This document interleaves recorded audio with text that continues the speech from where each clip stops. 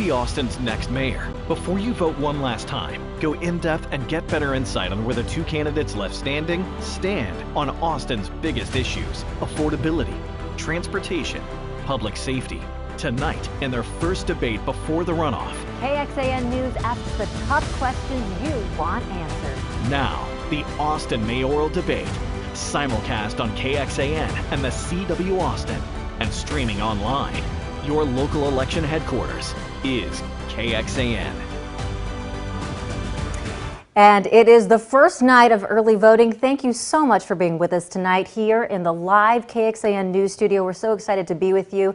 I'm Britt Moreno. I'm Daniel Marin. We are hosting the two candidates in the runoff for Austin Mayor, Celia Israel and Kirk Watson. Thank you so much for being with us. For the next hour, we're going to learn about their visions for the future of Austin, and some of their ideas are actually kind of similar. So our questions tonight will aim to highlight where they differ and why. So candidates, let's briefly go over the rules for tonight. Each candidate will have 90 seconds for initial answers to questions. Some will be directed at individual candidates, and some questions will be asked of you both.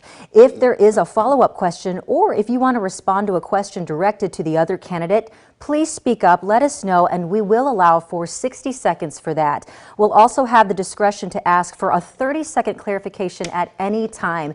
And then at the end of the debate, each candidate will have 60 seconds for a closing statement. Now, when your time is up, you're going to hear this bell. And with that, let's get started. And our first question goes to Representative Israel, since she won a high card draw. Now, you have both campaigned on addressing Austin's affordability crisis and lowering the costs of housing. So, Representative Israel, your plan aims to incentivize alternatives to single-family homes like fourplexes and multifamily housing. But how do you answer concerns of people who are worried about denser development changing the character of Austin neighborhoods? You have 90 seconds. It's the singular reason why I'm running. Austin is in a crisis right now, much of it of its own making. We decided back in the 80s to cut back dramatically on the number of fourplexes and duplexes. We did that intentionally, and now it's coming home to roost. We knew that we were going to be growing. So we have to make sure that we are working diligently with the city, and I know that Councilmember Paige Ellis is doing some good work for us. In other words, if you're going to be building a fourplex where it is appropriate, you shouldn't be treating it as if it is a 300-unit apartment complex.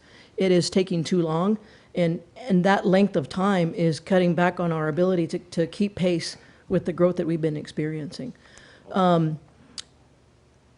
There's no doubt every mayor that has been before us to present himself or herself over the last several generations has said we're going to cut the red tape at City Hall. This is a unique opportunity because of the housing crisis that we are in. The median home price is a challenge. My wife and I are going through this right now. We are renting. We are between homes. We got that note from the property management company that said $300 more a month, take it or leave it. I know what it's like to get that shock of cold water to every family. So I say to those who are concerned, I feel your pain. I understand. I've been here since 1982. And we've got to catch up to our housing supply to keep these costs down. All right, Representative, thank you very much. Next question goes to Senator Watson tonight. Previous councils have tried, and really they've failed, to reform the city's outdated development code. Instead of a one-size-fits-all citywide code, you've proposed that each district submit its own set of code regulations. So how will you prevent districts from choosing to shut out affordable housing altogether or new development? You have 90 seconds to answer. Well, that's not really what my plan is and it's been mischaracterized over time. What's happened in Austin, and part of the frustration that we all feel with the inability to get things done at City Hall, is, as you pointed out, we had a one-size-fits-all. Code Next was put over the whole city, and it was all or nothing, and ultimately we ended up with nothing. So what my plan does is it says, let's ask the districts what they want to do in order to get us more housing, not to block off any housing. And in fact, if you'll go to my website, kirkwatson.com, and read what the plan does, it even points out that there would have to be a baseline for every district. We have a blueprint for housing in this community, and it's based upon districts. how much is going to be, and then we look to the neighborhoods and the districts for where it's going to be. This is done in my plan with an incentive in addition, so that if a district, one of the districts is doing more or it's doing it faster, then it will be incentivized and rewarded for doing that by having an increment of that tax stay there, so that they can do things like help with rental assistance or avoid displacement or parks or sidewalks or anything of that nature. What I'm attempting to do is get us past the deadlock so that we can get more housing and pay attention to the neighborhoods. And quick clarification, Senator Watson, does your plan allow for neighborhoods to shut out affordable housing? No. In fact, that has been said about the plan, but that's because it's been mischaracterized for political purposes, and I understand that. There is nothing in this plan that says you can't do it. In fact, again, what I'm saying is that there has to be a baseline across the city. Every district will have to do something, and if the council votes something that is citywide, that will apply too. And there's the districts themselves can't say, no, we're not going to do that. Thank you, Senator Watson. The facts are that... Ms. Israel, will allow you 30 seconds to respond to him. Thank you. The facts are that Kirk's plan was characterized by my campaign as a redlining plan. And it had the words quota in it, and he had to adjust the language on his plan.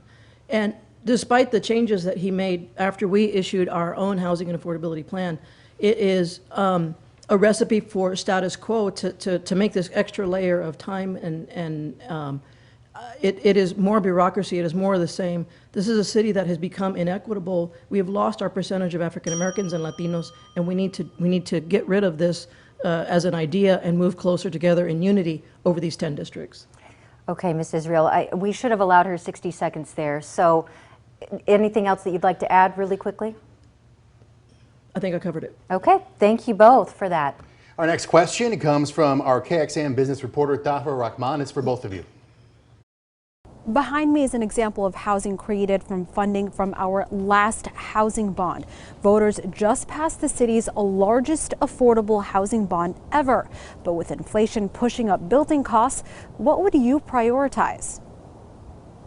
All right, so we'll begin with Representative Israel. What would you prioritize with the affordable housing bond money? You have 90 seconds. We have some amazing, innovative nonprofit organizations here in town who have changed their mission and their way of operating. They need a good partner with the city. I would say that the opportunity to partner with a nonprofit who's going to work to take our unhoused off the streets first and put them in a dignified place should get the priority. But it's a matter of the city being a good partner. I'm the only person in this race who has the experience and knowing that there is red tape, there are intricacies, there is a tremendous amount of bureaucracy in the land development code, and we need to help everybody, especially those who are building affordable housing projects. It takes entirely too long. There's no reason why a regular, thoughtful builder with a good reputation for building affordable housing projects, that it takes them 2 years just to get their site plan approved.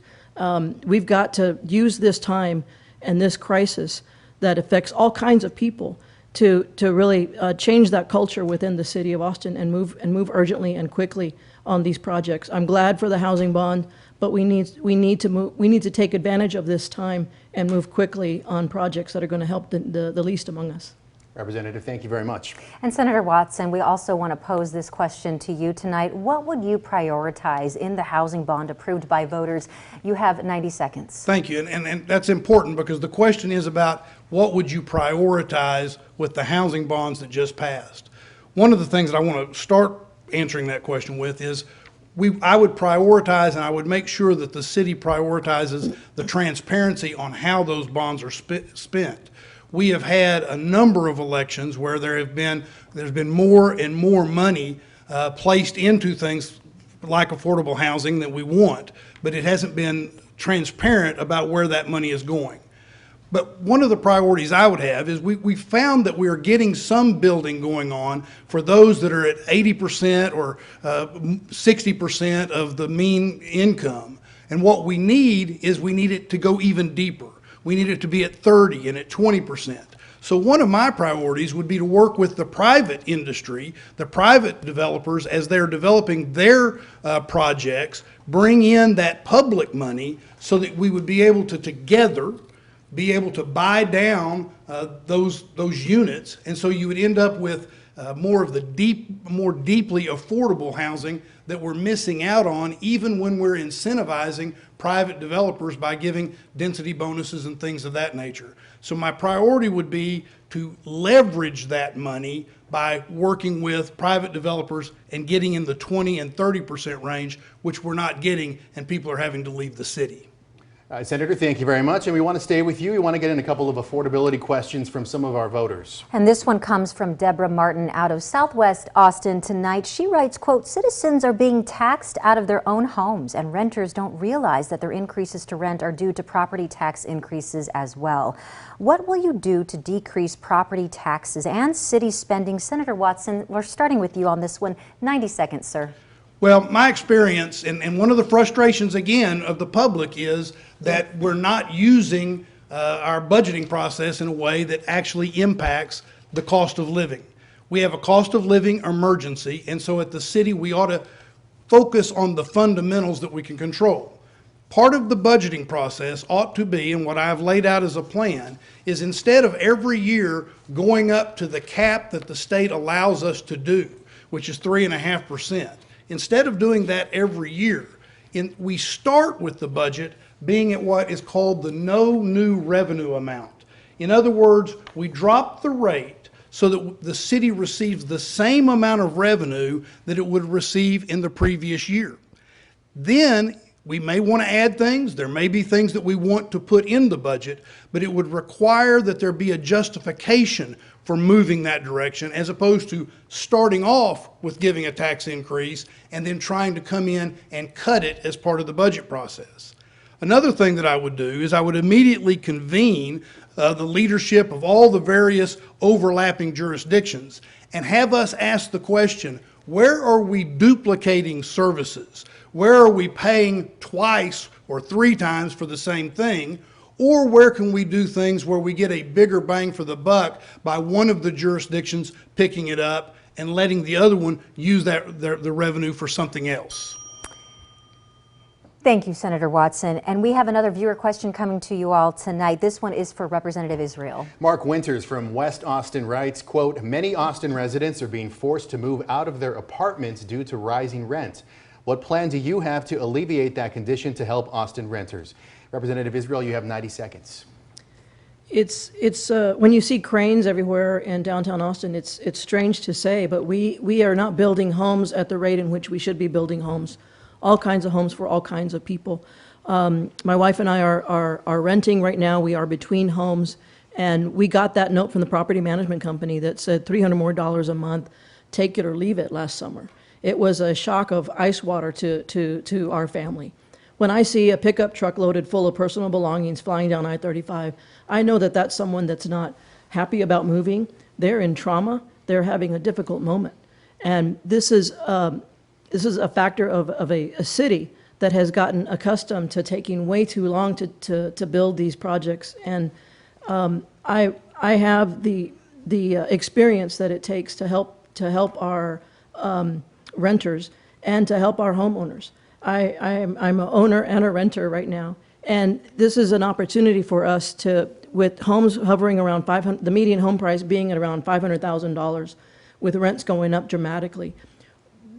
The city, as I said, in the 1980s, dramatically cut back on the number of fourplexes and duplexes. We did it to ourselves. This is not a new problem. It's only more painful now because of the crisis that we experienced in the midst of the pandemic. And Representative, for a clarification, you'll get 30 seconds. Do you have a specific plan to tackle this? My housing plan at celiafораustin.com is very thorough and is very bold and very creative. For example, just the other day in the New York Times, every American city is struggling with this. I want to look back on my time as mayor and say we took our own property, a storage facility at Austin Energy, for example. AISD is in the process of looking at what was a school. A commercial building that was built in the 70s has an opportunity to be row houses, and put a pocket park on there. Thank you, Representative Israel. Now, we do want to switch gears and talk about another big topic to us here in Austin, transportation. Voters approved funding for Project Connect with the goal of better and more equitable mobility, but the cost estimates and the timelines have grown. Representative Israel, how are you going to address cost overruns and delays in your 2 years as mayor? You have 90 seconds. I love this topic. I love this topic for a variety of reasons. I grew up on the bus. I'm from El Paso, Texas, and my dad was a truck driver, and mom never got a driver's license. So growing up on the bus was a way of life for me. I think that transit is equity. Transit is freedom. It was that way for me when I was growing up. It was that way for me when I took the bus, the unair-conditioned bus from Lake Austin Boulevard as a University of Texas student into the campus. And I'm the only person in this race who has that lived experience. I also want to make sure that every transit dollar that we spend on Project Connect is spent wisely and thoughtfully with the help of these people called transportation engineers. They are experts. Sometimes I have my own thoughts, but we need to listen to the experts at this moment in time. Every transportation dollar should be an equity dollar that brings us together. This is about, as we are changing our land code and doing more building in the heart of the city, we've got to be able to make sure that we are doing right by Project Connect and that investment that the voters are trusting us with. Representative, again, for clarification, 30 seconds. How would you address cost overruns and delays? My lived experience is demonstrative of the fact that I can't control Cap Metro, but I will have a vote with the transit partnership. And being someone who understands the equity aspects of it, I'm prepared to ask the difficult questions. It's what I did as a member of the legislature and 9 years of the legislature. I knew I didn't have the power to make things happen, but I had the power to ask the tenacious and tough question about those expenses and about those plans. And I kind of geek out on this topic, so that's my vision. All right, Representative, thank you very much. Senator Watson, we want your take on Project Connect. If elected, you're going to have 2 years to move this project forward. What would you do in that time to make sure the project connects everyone who needs it? You have 90 seconds, sir. What we need to do with Project Connect is recognize, first of all, that the public has said that's what they want. They want a rail system. So we need to work so that we honor what the public has said that they want to have. But let's face it, Project Connect right now is a mess, and it needs to be addressed with immediacy, and it's taking too long for us to get the answers that we need so that we can try to do what the public wants. There are two variables that have to be addressed, and as mayor, I would want to be on the ATP board, which is the Austin Transit Partnership. It's a partnership between the city and Capital Metro, and work on these two variables. The first variable is the asset. What is it we're going to build? Now that the price has gone up the way it has, and with inflation and the cost of land, what are we actually going to build? What was part of those plans that we don't need in order to meet the needs of the public? And you know, things like the underground, the tunneling underground. What needs to be done there, and how much tunneling needs to be done, and how would it look underground? The second is time. What is the length of time we're going to use in order to build different parts? It is definitely going to take longer to finish out parts of Project Connect. So without getting our hands dirty on that, we're not going to be able to fix it. Daniel, can I comment on that? Sure, 60 seconds for your rebuttal to that. This is not a time for us to back off of our commitment to what the voters have assigned to us.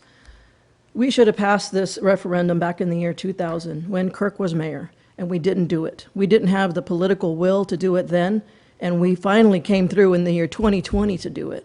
Every great American city has a great transit system.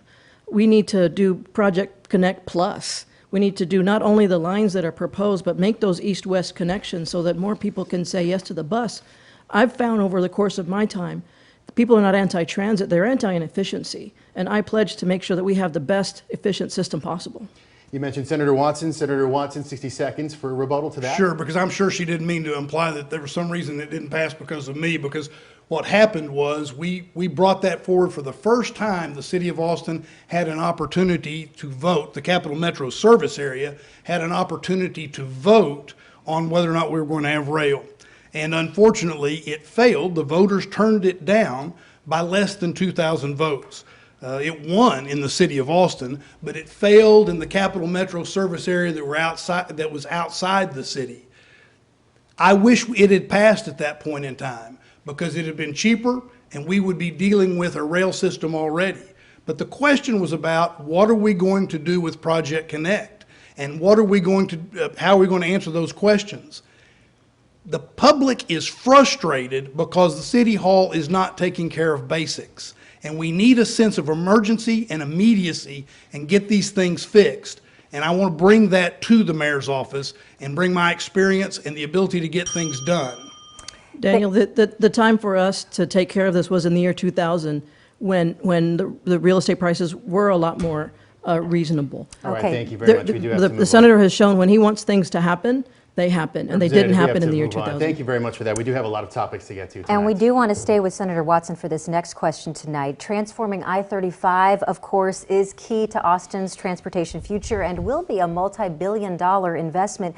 But the city really has limited control over what the final projects will look like. So, Senator Watson, what are your goals for the city's contribution to this project? 90 seconds. Well, I've been working on I-35 and trying to get us the right result for quite a while now. In fact, it's been one of those things that we've made real progress, but we still have a ways to go, and we need to continue to push TxDOT to make it a better outcome. But let me give you an example.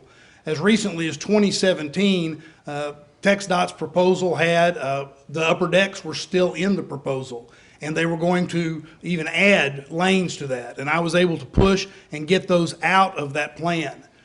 What we have to do and what the city has to push for are a couple of things. One, we have to make that road work better as a road. 80% of the traffic on that road through central Austin is generated in the Austin area. We need to make that road work better, and the plan that we're trying to put into place has to do that. The second thing is the road needs to become safer. And the plan that we're trying to put into place has auxiliary lanes that hopefully would be able to do that. Third, we need to make sure it's better for transit. And the managed lanes that are being talked about would make it better for transit. And finally, that road needs to be lowered the way it's being talked about being lowered. It's being able to unite east and west better and put us in a situation where we could cap it so that that ugly scar and ugly monument adds to our city instead of detracts. Thank you, Senator Watson. And Representative Israel, I see you have your hand up. We do want to pose this question to you as well. Okay. As mayor, what would you prioritize and work towards in terms of I-35 and the projects? You get 90 seconds to answer this. I've been on the Transportation Committee in the House of Representatives. As I mentioned, I love this topic. I think that transportation is a great equalizer for so many families. We do need to lower we do need to lower the interstate. We need to bring east and west together. I am not content with where TxDOT is, and we need high capacity transit. We need dedicated transit on and off. The future of transportation is electric. The future of transportation is multimodal, and that plan is a recipe for disaster in that it is replicating what we did in the Katy Freeway in Houston. Just because you put more lanes doesn't mean that you're making it better. We will be mowing down 100 businesses and homes, and we will regret it. I don't want to move forward with a plan until I'm confident that we are doing right by the taxpayers. Mr. Watson is being disingenuous when he says that we should push TxDOT for a better outcome. On several occasions, he has said, I'm nearly quoting, we need to leave that TxDOT plan alone.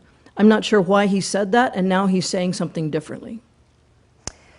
Thank you so much, Representative Israel. We're now going to pivot to questions. Do I not get to answer that? You absolutely can if you ask for it. We'll give you 60 seconds to respond to that. What I have said is that the frustration we have in this town when it comes to transportation and not acting with immediacy and urgency. And what you just heard is someone that wants to continue to push things down the road, if you will. What I have said is we can't go in as the city of Austin and just try to kill off what TxDOT is bringing forward. Instead, we need to work with TxDOT, as I have, to make changes in that road. But if you're frustrated with traffic, what you don't want is another study or someone that wants to take time to act like Austin can tell the state exactly what it can do, because she can't do that. We need to continue to work with TxDOT to make the road better, but ultimately TxDOT's plan will end up being one of the things that we're going to have to decide whether we want. And I've been pushing to make sure that it has improvements. There hadn't been any change in what I've been saying. There was a direct Representative change. Israel, you'll have 60 seconds. There to was a respond to direct this. change, Kirk. You said we need to leave that TxDOT plan alone. That begs the question, why should we, the public, not have input? The TxDOT plan is not reflective of what the community wants. As mayor, I will stand up for what the community wants, and they want more, they want better, and they will get it as a Mayor Israel. Thank you so much, Representative Israel. Really to you both. We're now going to pivot and talk about public safety tonight. And this question is for both of you, and it comes from our public safety reporter, Brianna Hollis. To prioritize responding to a rise in violent crime with fewer officers, Austin police have taken longer to respond to certain non-emergency crimes. APD's chief says the department needs more officers to fill the gaps created by retirements and resignations. So, beyond pay, what would you do to address recruitment and retention? All right, Senator Watson, we'll begin with you. What would you do to address police recruitment and retention? You have 90 seconds. Well, one of the first things that we need to do is we need to get a contract with the police union. When we don't have a contract and they're operating without a contract, then those that we want to recruit, we have difficulty recruiting. And the second part of that is we need to be able to keep the people that we have on the force. In other words, retain those who are on the force. Because those, if we retain them, we don't have to recruit replacements. And again, getting a contract is going to be a key part of doing that, because if the contract's not in place and they are going to lose benefits, then you're going to see an exodus from the police department. And we will continue to go down with the number of police officers when we're actually trying to increase the number of police officers. We need to get to full staffing. It is inexcusable that people are put on hold for 911 calls. It is inexcusable that we're not meeting the times that we ought to be meeting in terms of response times, either for urgent work, something in progress, or emergencies where it's no longer in progress, or, as was asked in the question, situations where we just don't, the police aren't going to be able to pay attention to that for some period of time. People in this town deserve to be safe, and they deserve to feel safe. Thank you very much. We do want to ask Representative Israel as well. How would you address recruitment and retention beyond pay? 90 seconds to answer that. We have, we do need to get that contract done. And I want a fully funded, fully supported, well-paid, well-trained police force. It is not easy for me to talk about my personal story, but I think it's important. When I was a little girl, my dad was a mean drunk, and he would beat up my mom. And I called out the police several times to say, Dad is hurting Mom.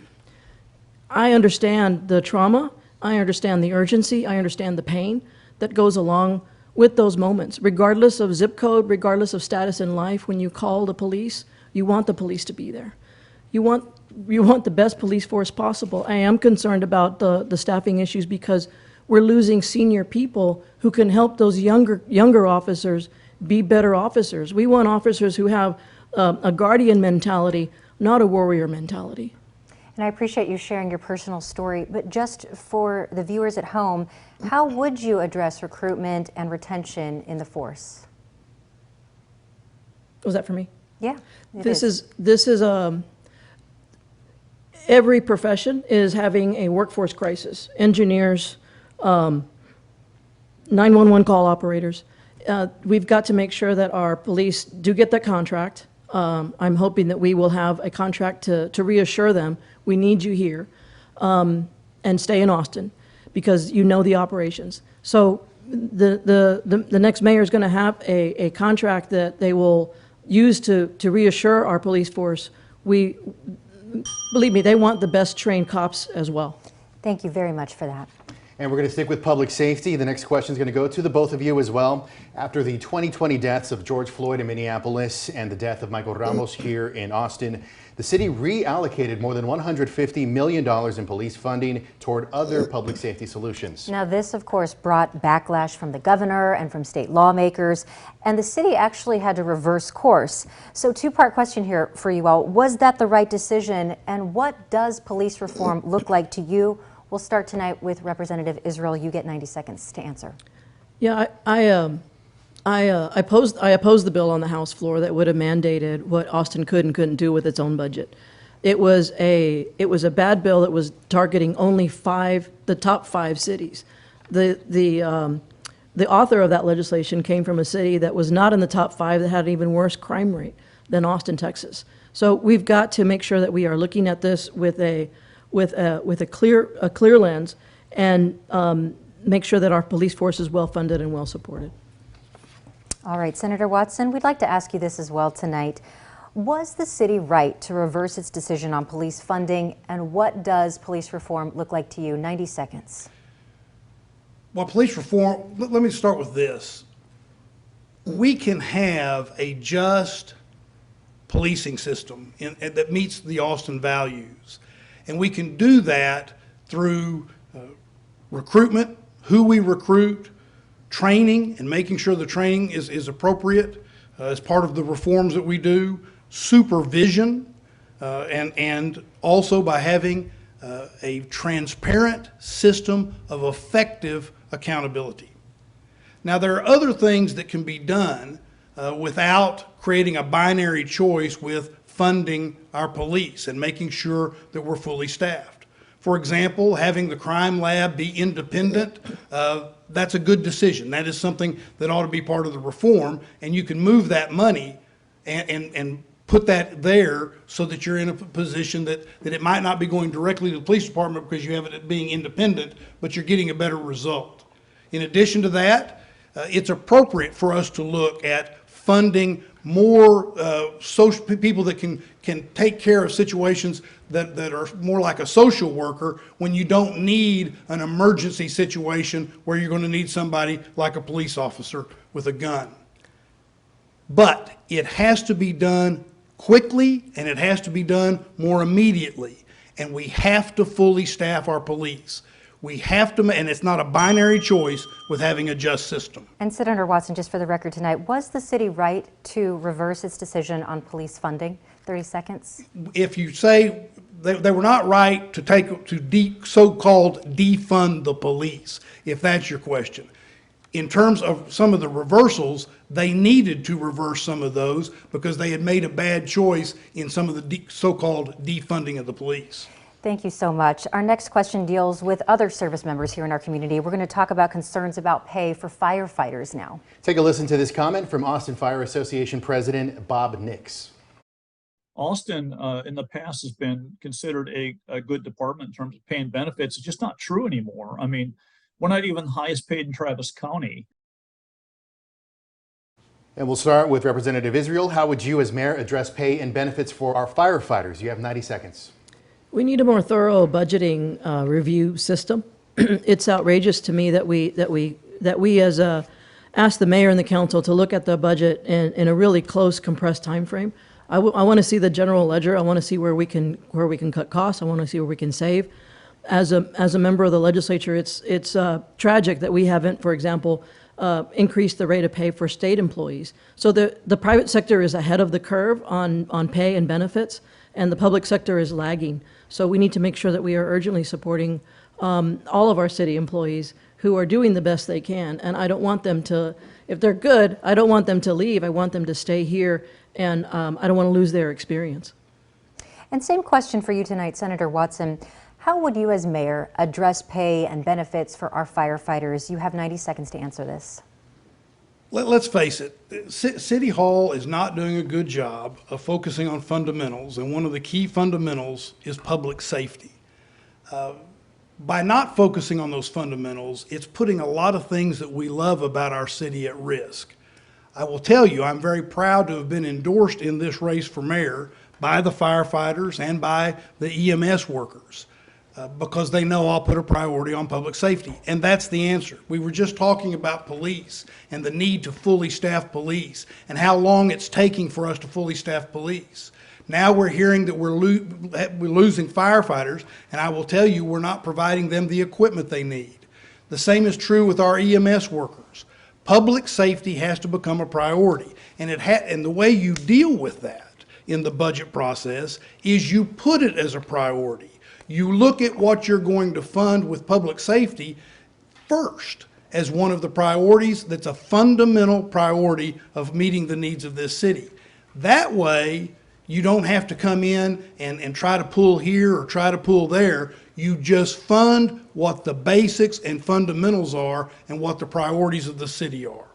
Thank you so much. We do want to move on now, switch topics here to another big idea here in Austin. That's addressing people who are homeless. Austin voters approved the camping ban, but we've seen limited enforcement of it. That brings us to a viewer question from J.R. Long, who lives in South Austin. This is going to be directed at both of you. He asks, quote, will you commit to enforcing the public camping ban and removing homeless from the streets, highway underpasses, and open space lands? Senator Watson, we'll begin with you, 90 seconds. Another example of where the city's not doing a good job of taking care of basics. Yes, I would enforce the camping ban. The public has told us they want us to enforce the camping ban, and the state has passed legislation mandating that we enforce the camping ban. And what's not happening is enough effort being put into being able to enforce the camping ban in a way that is humane. We're just having people move from one side of the street to another and not have any place for them to go. We're not providing the kinds of services, including mental health services, that they're going to need. When I was mayor, we were first dealing with some of these issues. In fact, we created the first resource center for the homeless when I was mayor. We created the first women and children shelter. And we created the first in the state of Texas downtown community court. And we created that so that when you enforce the camping ban, which we did when I was mayor, but when you enforced the camping ban and you had people that were just going to be put into jail for a Class C misdemeanor or something of that nature, you could get them to services better. So yes, the direct answer to that question is I would enforce the camping ban, but I would also move with immediacy to do a better job of dealing with the homeless overall. All right, Senator, thank you very much. Representative Israel, we'd like to hear from you on this same topic as well. How would you approach enforcing the camping ban here in Austin? Yes, I would support the enforcing the camping ban. In the spring of this year, when we had our first freeze, I put myself into that space and went to the warming shelter and volunteered my time to hand out supplies to those who were going back to where they wanted to be. It was tragic. It was tore at your heart to see that these are individuals who had no family support, had had several body blows in life, and didn't have anywhere else to go. The last place they wanted to go was to that resource center that Kirk is so proud of. They recoiled from me when I asked them, do you want to go to the Arch? Do you want to go to the Salvation Army? They felt more comfortable going to a camp in the back of a 7-Eleven. So this is a failure of the city. It's a failure of many American cities. I would move forward with working with our nonprofit partners who are in a different space now than they were just 6 months ago. They are recalibrating family elder care, safe place, caritas, including foundation communities. They need a good partner with the city, and that includes helping them build things faster. They have land, they have a vision, they're doing capital campaigns. Sometimes they just need a city that's going to move those darn electric poles and not take too long to do it. Senator Watson, we'll give you 60 seconds. Thank you. I don't need 60 seconds to respond to that, because the point is the reason people don't want to go to the resource center is because it's not being utilized in the right way. It is a failure to take care of basics in this town right now, and it's a failure to look at it with a sense of urgency and instead letting it drag on and on and on. We need an emergency shelter like the Resource Center for the Homeless was intended to be, and we need a variety of other things so that we can enforce the camping ban and do it in a humane way. Thank you very much. Representative Israel, we have one more question on the same topic. This coming from our City Beat reporter, Grace Reeder, who poses this question for you.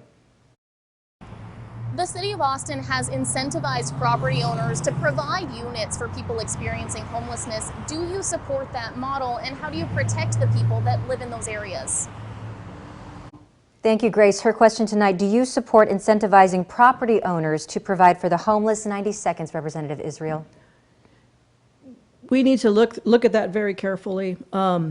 Many of those individuals who find themselves in that space need medical care and attention, and you can't just treat them like a sack of potatoes and say, here, you're going to live here for a little while. It seems like it's an idea that needs more review and analysis before we go there. I'm a fan of us. What I don't think we've done well is, rather than beat up on the city for where we are, the city does deserve to have a partner, and that is with the county. In West Campus, for example, the city and the county are working together and in sync, even though that's not in the ETJ. We need to make sure that those unhoused individuals are treated in a dignified way and in an urgent way. And what I don't see happening is the city and the county working in a more collaborative manner, and that's my vision as mayor. Okay. Thank you so much. We want to move on here, talk about something positive that I think you'll both really like tonight. So this debate is essentially a job interview for all the folks here in Austin watching.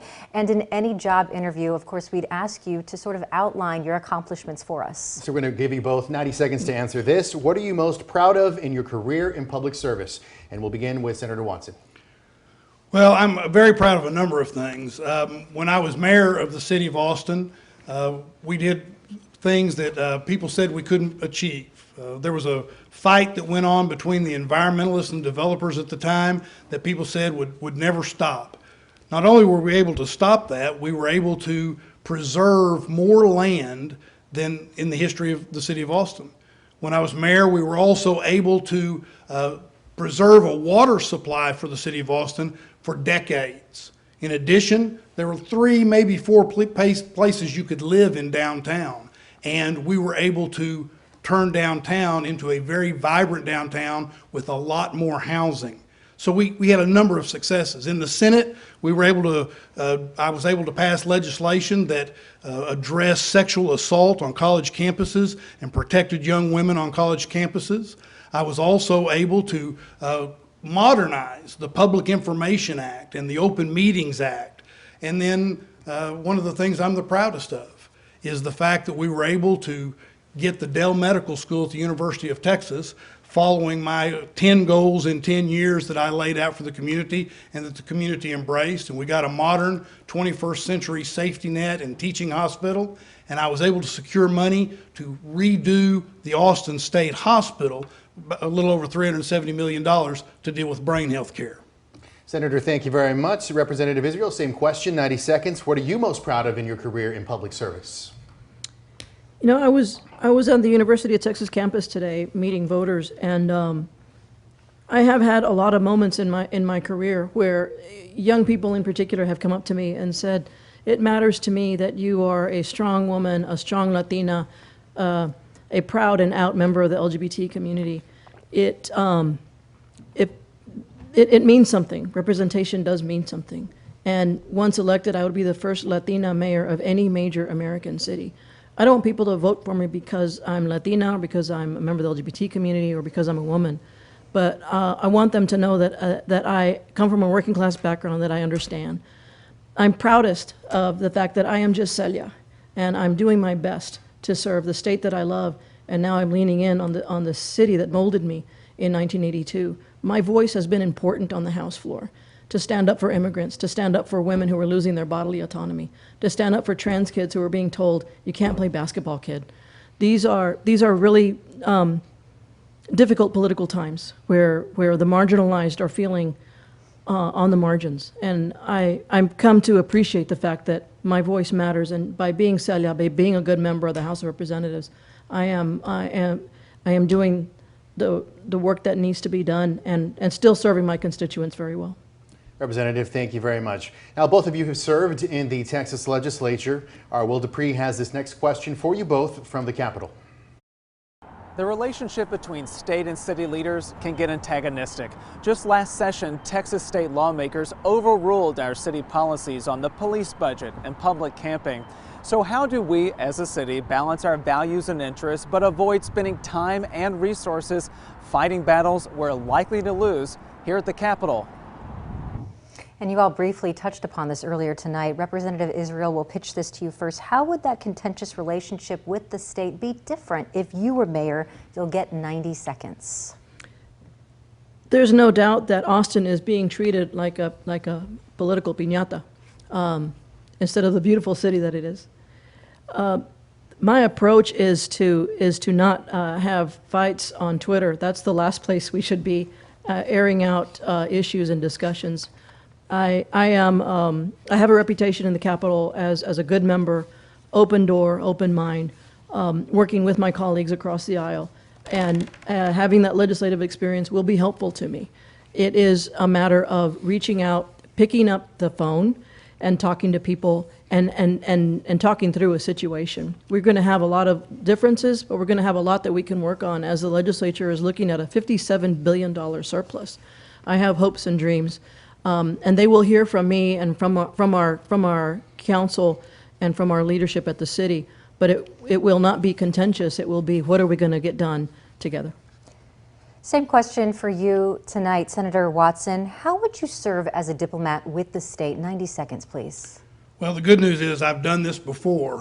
When I was mayor the first time, we were also being bashed. In fact, we referred to the legislation as Austin bashing legislation, and one of the things we did to try to strengthen the relationship with the state was we had a party as they came in for one of the legislative sessions that we actually called the Austin Bash, because we were trying to strengthen that bond between the two.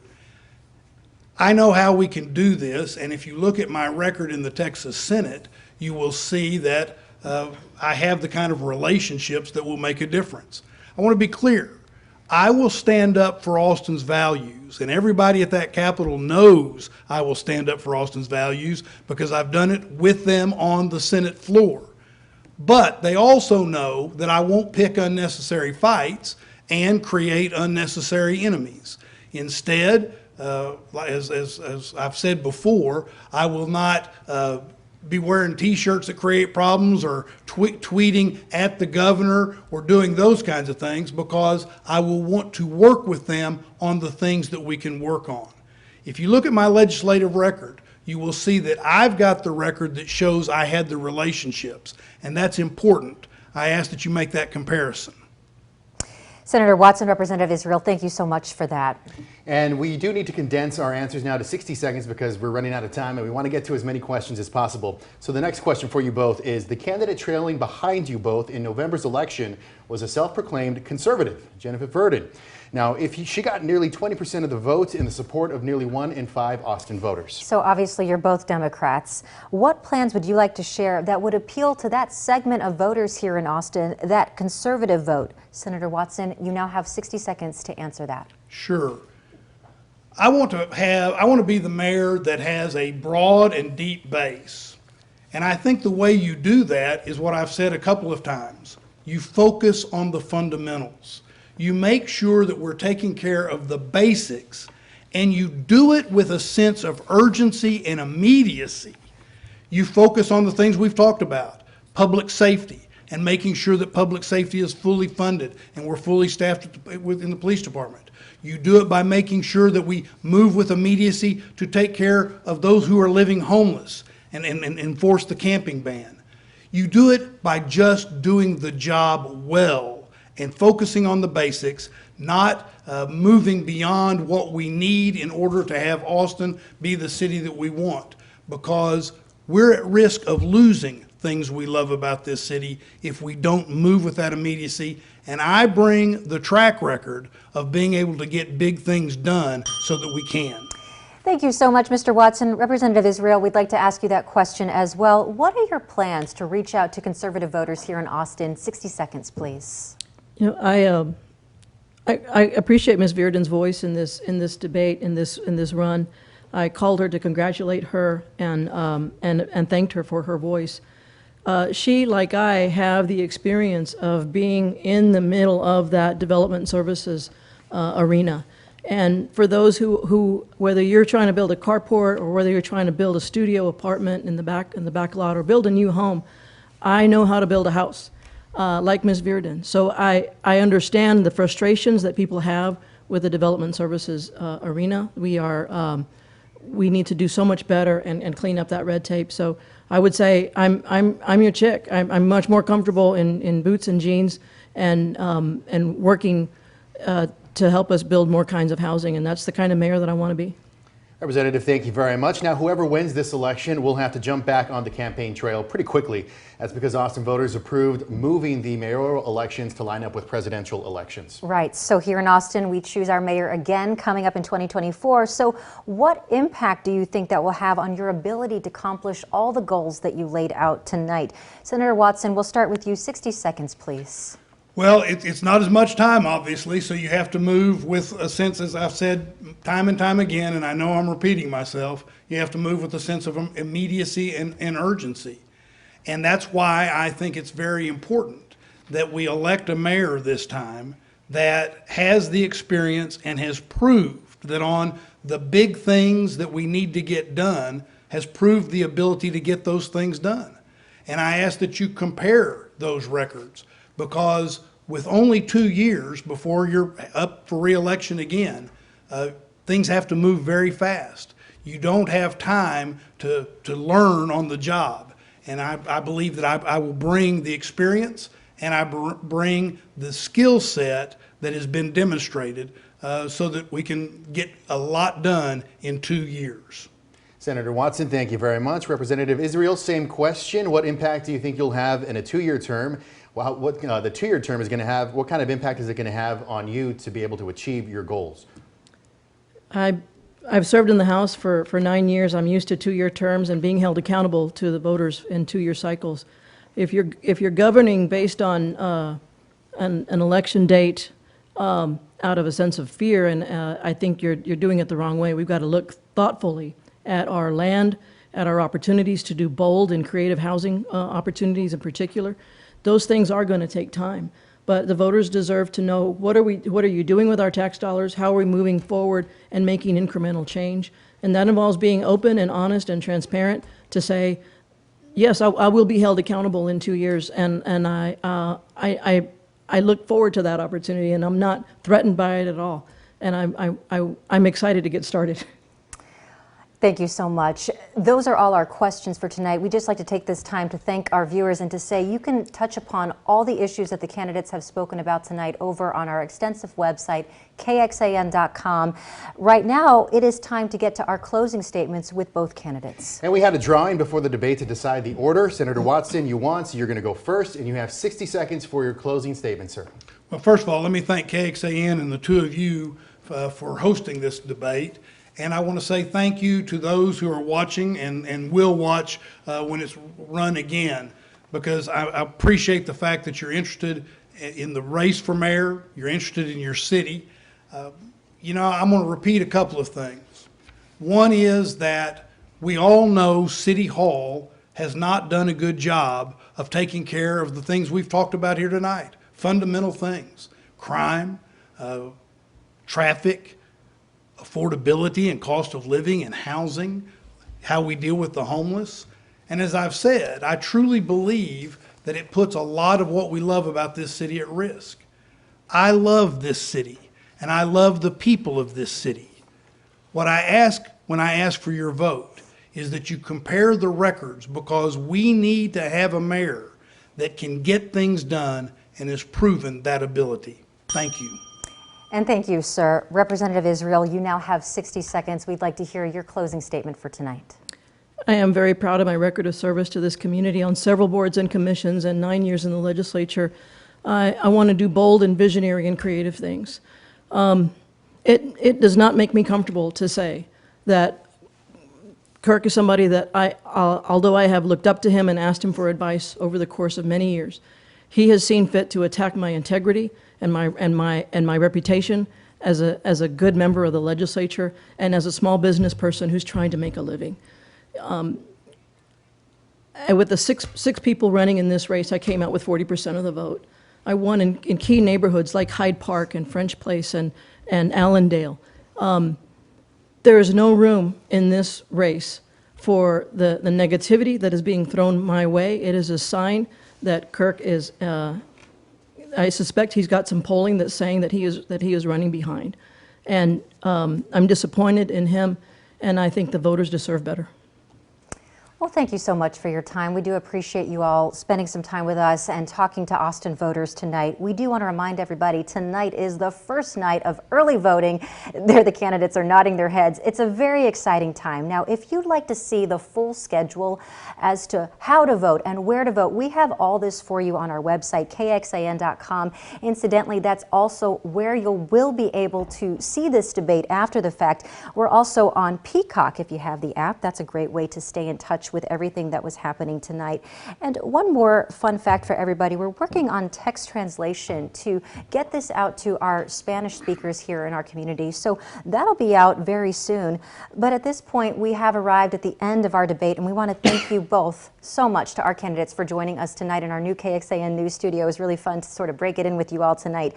Thank you very much for your time. Do you want to mention we are going to be re-airing this debate on television throughout the weekend as well on the CW Austin and KXAN.